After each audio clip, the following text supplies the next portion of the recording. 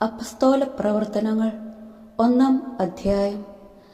പരിശുദ്ധാത്മാവിൻ്റെ വാഗ്ദാനം.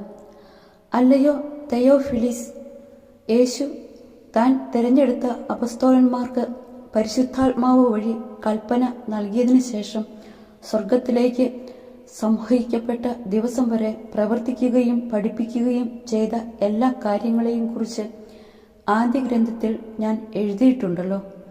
കൽപ്പന നൽകിയതിനു ശേഷം സ്വർഗത്തിലേക്ക് സംഭവിക്കപ്പെട്ട ദിവസം വരെ പ്രവർത്തിക്കുകയും പഠിപ്പിക്കുകയും ചെയ്ത എല്ലാ കാര്യങ്ങളെയും കുറിച്ച് ആദ്യ ഗ്രന്ഥത്തിൽ ഞാൻ എഴുതിയിട്ടുണ്ടല്ലോ. പീഡാനുഭവത്തിന് ശേഷം 40 ദിവസത്തേക്ക് യേശു അവരുടെ ഇടയിൽ പ്രത്യക്ഷനായി ദൈവരാജ്യത്തെക്കുറിച്ച് പഠിപ്പിച്ചു. അങ്ങനെ അവൻ അവർക്ക് വേണ്ടത്ര തെളിവുകൾ നൽകിക്കൊണ്ട് ജീവിക്കുന്നവനായി പ്രത്യക്ഷപ്പെട്ടു. അവൻ അവരോടൊപ്പം ഭക്ഷണത്തിനിരിക്കുമ്പോൾ കൽപ്പിച്ചു, നിങ്ങൾ ജെറൂസലേം വിട്ടുപോകരുത്. എന്നിൽ നിന്ന് നിങ്ങൾ കേട്ട പിതാവിൻ്റെ വാഗ്ദാനം കാത്തിരിക്കുവിൻ.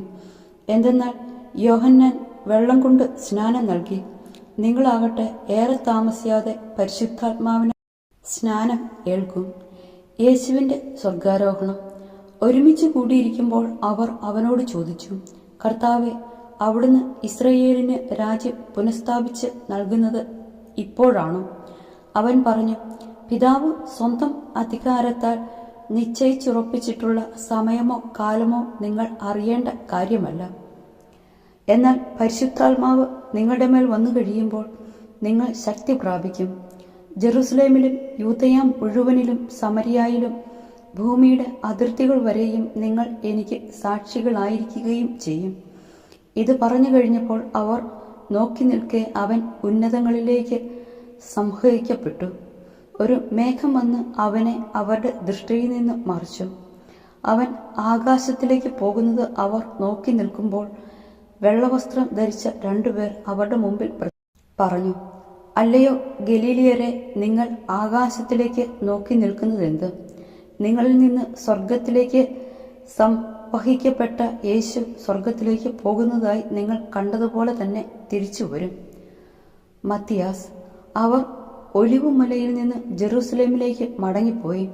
ഇവ തമ്മിൽ ഒരു സാബത്ത് ദിവസത്തെ യാത്രാദൂരമാണ് ഉള്ളത്. അവർ പട്ടണത്തിലെത്തി. തങ്ങൾ താമസിച്ചിരുന്ന വീടിന്റെ മുകളിലത്തെ നിലയിലുള്ള മുറിയിൽ ചെന്നു.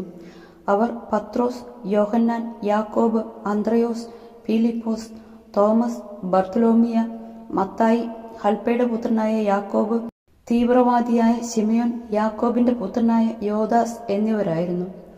ഇവർ ഏക മനസ്സോടെ യേശുവിന്റെ അമ്മയായ മറിയത്തോടും മറ്റു സ്ത്രീകളോടും അവന്റെ സഹോദരന്മാരോടുമൊപ്പം പ്രാർത്ഥനയിൽ മുഴുകിയിരുന്നു. അന്നൊരു ദിവസം 120ഓളം സഹോദരർ സമ്മേളിച്ചിരിക്കെ പത്രോസ് അവരുടെ മധ്യേ എഴുന്നേറ്റ് നിന്ന് പ്രസ്താവിച്ചു, സഹോദരരെ, യേശുവിനെ പിടിക്കാൻ വന്നവർക്ക് നേതൃത്വം നൽകിയ യൂദാസിനെ കുറിച്ച് ദാവീദ് വഴി പരിശുദ്ധാത്മാവ് അരുളി ചെയ്ത വചനം പൂർത്തിയാകേണ്ടിയിരുന്നു. അവൻ നമ്മിലൊരുവനായി എണ്ണപ്പെടുകയും ഈ ശുശ്രൂഷയിൽ അവന് ഭാഗഭാഗിത്യം ലഭിക്കുകയും ചെയ്തിരുന്നു. എന്നാൽ അവൻ തൻ്റെ ദുഷ്കർമ്മത്തിൻ്റെ പ്രതിഫലം കൊണ്ട് ഒരു പറമ്പ് വാങ്ങി. അവൻ തലകുത്തി വീണു. ഉദരം പിളർന്ന് അവൻ്റെ കുടലെല്ലാം പുറത്തു ചാടി. ജെറൂസലേം നിവാസികൾക്കെല്ലാം ഈ വിവരം അറിയാം.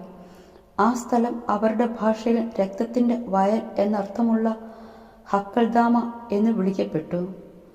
അവൻ്റെ ഭവനം ശൂന്യമായി തീരട്ടെ, ആരും അതിൽ വസിക്കാതിരിക്കട്ടെ എന്നും അവൻ്റെ ശുശ്രൂഷയുടെ സ്ഥാനം മറ്റൊരുവൻ ഏറ്റെടുക്കട്ടെ എന്നും സങ്കീർത്തന പുസ്തകത്തിൽ എഴുതപ്പെട്ടിരിക്കുന്നു. അതിനാൽ കർത്താവായ യേശുവിൻ്റെ പുനരുത്ഥാനത്തിന് ഒരാൾ ഞങ്ങളോടൊപ്പം സാക്ഷിയായിരിക്കണം. യോഹന്നാന്റെ സ്നാനം മുതൽ നമ്മിൽ നിന്ന് ഉന്നതങ്ങളിലേക്ക് സംവഹിക്കപ്പെട്ട നാൾ വരെ യേശു നമ്മോടൊപ്പം സഞ്ചരിച്ചിരുന്ന കാലം മുഴുവനും നമ്മുടെ കൂടെ ഉണ്ടായിരുന്നവരിൽ ഒരുവനായിരിക്കണം അവൻ.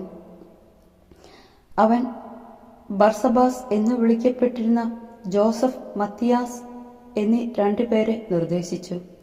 ജോസഫിന് യുസ്തോസ് എന്നും പേരുണ്ടായിരുന്നു. അവർ പ്രാർത്ഥിച്ചു, കർത്താവെ, എല്ലാ മനുഷ്യരുടെയും ഹൃദയങ്ങൾ അങ്ങ് അറിയുന്നുവല്ലോ. യൂദാസ് താൻ അർഹിച്ചിരുന്നിടത്തേക്ക് പോകാൻ വേണ്ടി ഉപേക്ഷിച്ച അപ്പസ്തോല സ്ഥാനവും ശുശ്രൂഷ പദവിയും സ്വീകരിക്കാൻ ഈ ഇരുവരിൽ ആരെയാണ് അങ്ങ് തിരഞ്ഞെടുത്തിരിക്കുന്നതെന്ന് വ്യക്തമാക്കണമേ.